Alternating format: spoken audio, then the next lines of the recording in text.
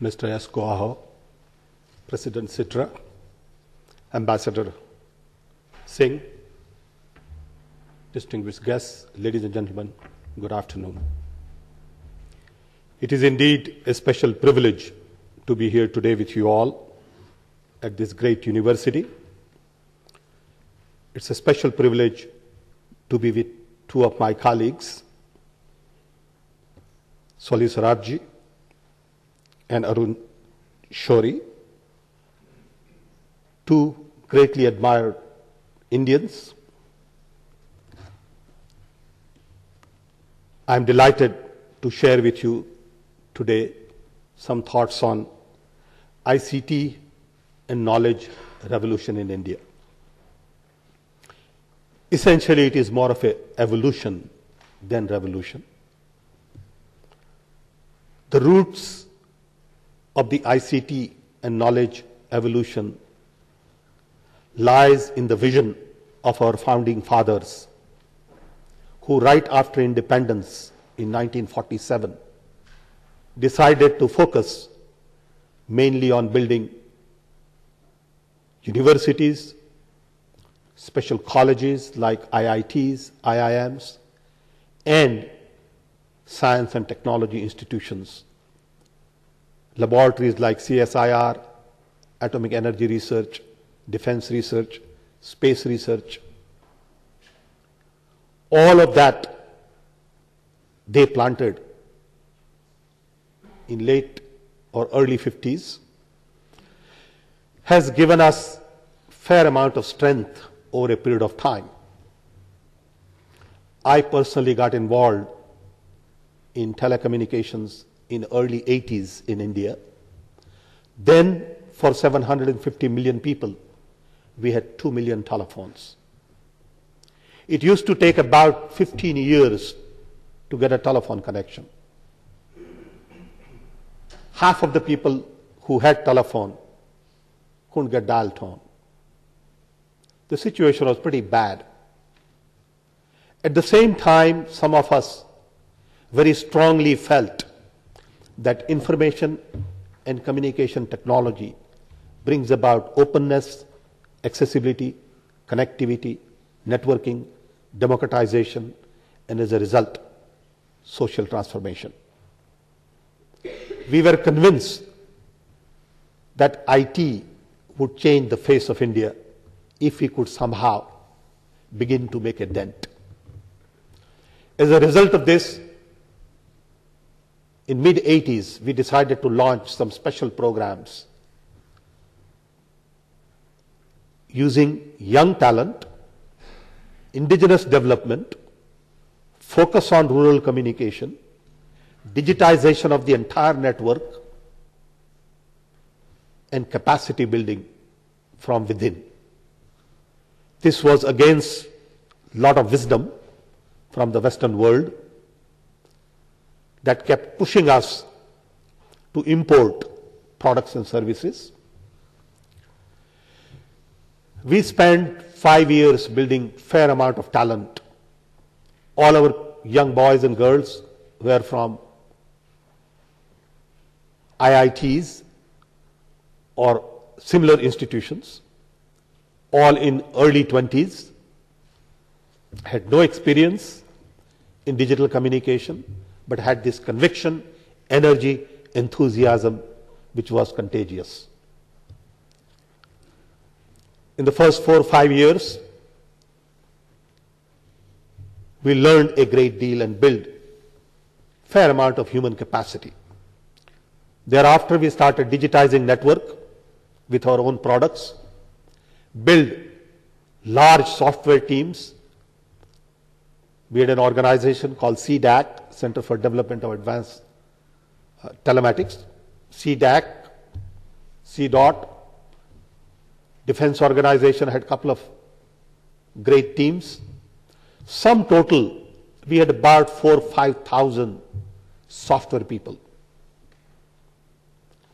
Coupled with the demand for Y2K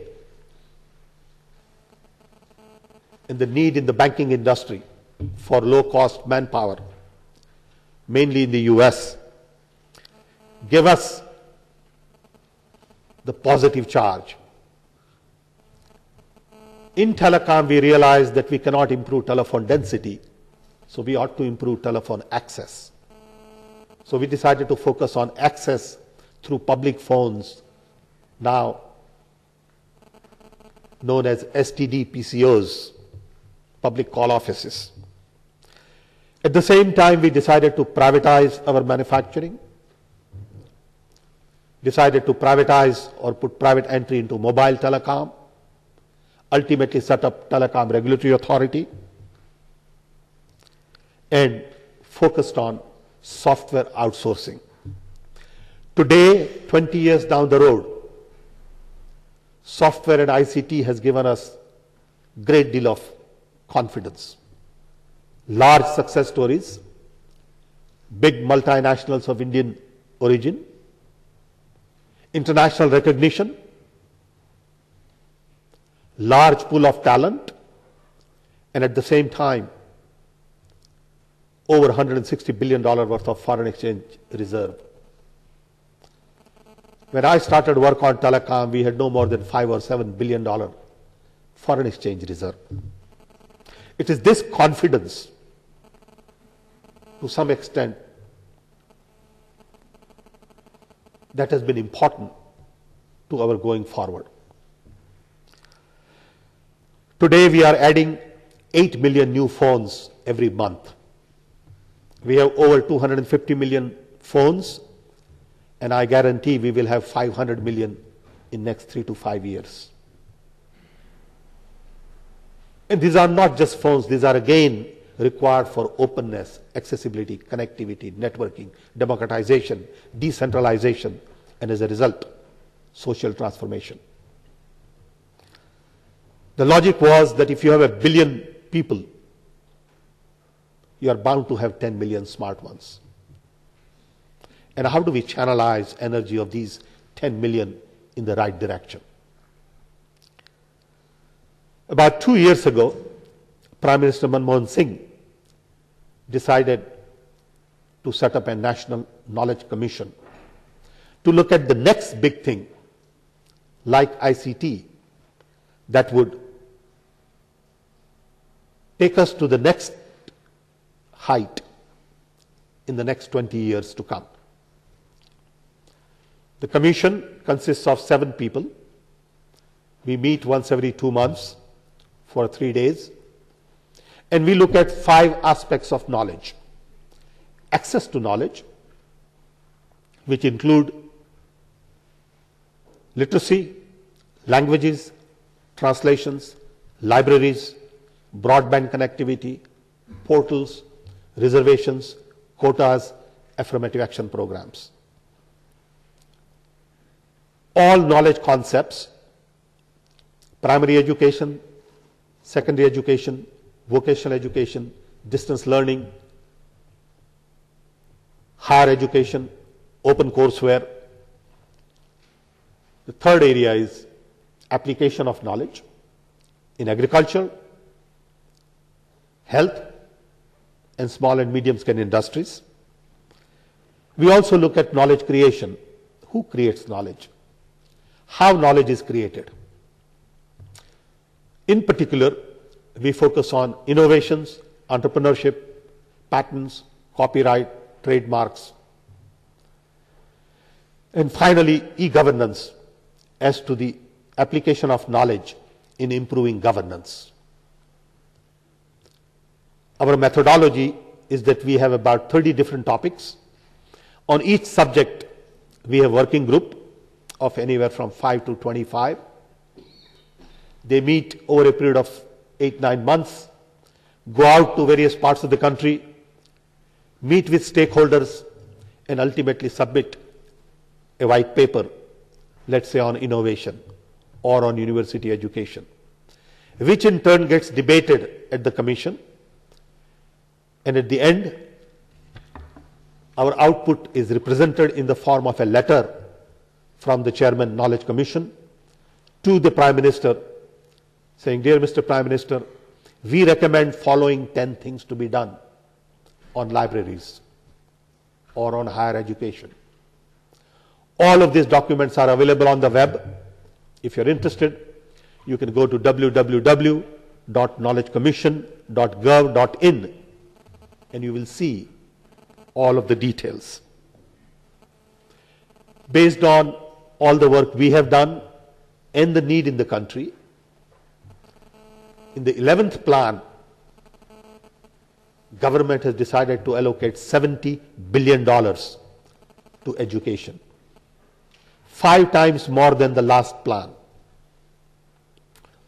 Knowing that we have severe skill shortages, we cannot get enough engineers. Just 3 companies, Infosys, Wipro, TCS, would be hiring close to 150,000 software people this year. We don't have enough truck drivers. India needs today 500,000 trained truck drivers. I had a meeting last week with the Chief Minister of Delhi, and she said she needs right now 10,000 trained bus drivers. We don't have enough plumbers, electricians, carpenters, welders. So our needs for skill are all over. Not enough of our kids go to maths and sciences. We don't produce enough PhDs. And we recognize that we got to do something now. As part of the plan for the future, Prime Minister has already announced building 30 new national universities, 400 new colleges, 4,000 new high schools, 65 million midday meal programs for more kids. Our numbers are just mind-boggling. We believe we have a long way to go in building the kind of knowledge pool that we need. However, we see hope. We see that the key to knowledge lies in our focus on 3 fundamental challenges. 1, disparity, which is a major issue in India. Disparity between rich and poor, between urban and rural, educated, uneducated. Development, everything is happening in India, but not happening fast enough. We are building roads, not fast enough. We are building homes, not fast enough. So we have to expedite the process of development, and this requires different kind of knowledge. And the third is demography. India is the only country today with 550 million people below age of 25. Indian population is young, growing, and to me, it is the only workforce for the world. So when we train people, we are not training them for India. We got to look out. Today we have 20 million people of Indian origin outside of India. Over 20. In US, where I live, we have over 2 million people. I can go find my colleagues in almost any organization in the US. I tell my friends that this is my Indian mafia. That comes handy. I can go to any bank, any labs, any big company in the US, just pick up phone and I can call my friend. I'll give you one example. Many years ago, I was in New York and I had half an hour meeting which got cancelled. I have a son who lives in New York. So I told my son, I said, look, I have an hour. What do we do? He said, what do you want to do? We can have a cup of coffee. I said, no, I don't want to waste my time. And I could see from my hotel room Citibank, right on Park Avenue. So I said, let's call the president of Citibank, who happened to be Indian then, Victor Manez. So my son said, have you met him? I said, no. He said, how can you call him? You have not met him. Does he know you? I said, I'm sure he does. So I picked up phone and called Victor. I said, Victor, this is Sam Pitroda. I happen to be next to your office. Can I come have coffee? He said, look, I'm just going into a meeting, but give me a minute. I will cancel my meeting. My son, who is born and raised in US, could not comprehend this kind of interpersonal relationship, which is very fundamental to Indian families and friends. It's a very strong network of talent all over, and we believe this talent will come to rescue as well when we look at knowledge as the next initiative. There are two fundamental thoughts that I want to leave with you. One, I firmly believe that the best brains in the world are busy solving problems of the rich, who really do not have problems to solve. And as a result, problems of the poor really don't get the attention it deserves. Second thought is that almost all of the new technology that we understand today, whether in electronics, space, whatever, has roots in defense, predominantly because of the heavy investment in US in defense. It is about time to change that paradigm, to focus on research on human development. We believe India can play an important role in changing this paradigm so that the best brains in the world begin to look at the challenges of the poor in India, in Asia, in Africa, everywhere else. It may take us 30, 40 years, but we believe that process has already begun. We had an interesting meeting this morning, Mr. President, at Sitra. Learned a lot. We are delighted to see what you are doing and quite pleased with what we saw. And we believe there are many opportunities to partner. I see Finland as the laboratory for the world. 5 million people, interesting things we could do here, and then scale it up. You have the economy of scope. We have the economy of scale. If there is a way to link these two, I see a great possibility. With this, once again, I want to thank you for this opportunity and hope that we can work together in the future for the mankind. Thank you very much.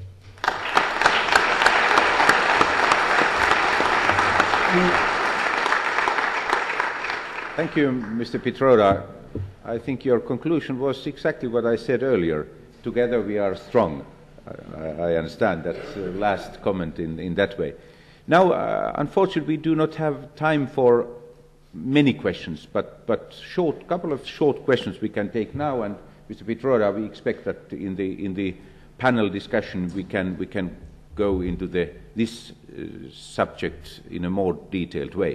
But I'm sorry if I took a little longer than I was supposed to. No, it's fine. These speeches are more or less introductions, are more or less background for our panel, so that if you have good questions to be presented in the panel, please do that. But may I ask you one thing, which you mentioned how India made a leapfrog in information technology, starting from a very, very low level and now 8 million new subscribers every month. It's a remarkable process, which means that ordinary Indians have an opportunity to be connected in a national and even global network in a pace which is something no one was able to expect 20 years ago. Do you believe that something like that is able to happen with another important sector of society and technology? I mean environmental one. Do you believe that you are able to skip over certain phase which is a risk for the future of the mankind? I don't really have a good answer, but I can tell you that the way we are focused on knowledge now might give us the strength to look at environment in a very different way. I think today, world over, there is a need for massive new thinking. New thinking for transportation. To move 150 pounds of human being, We are using 7,000 pounds of car. It just don't make sense anymore. But we do that. I can give you lots of examples. In the US, we spend 16% of GDP on health, and still we don't get the best health services. It costs $40,000 a year to send your child to a college or university in the US. So education and health are two big challenges globally, where we need different methodology, different models. I begin to question today, when we think of education, the very fundamental of classroom, duster, blackboard, chalk, teacher, exam, textbook, grades. I think it's not relevant anymore. Who came up with this idea that it takes 4 years to get a degree? Somehow the entire world has accepted that it takes 4 years to get a degree. And we are not questioning a lot of this. The role of teacher.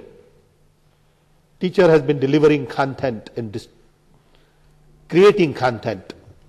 And today content is available on the net and delivery is already there through different mechanisms. Do we really need teacher to deliver content and create content? Can role of the teacher be changed substantially?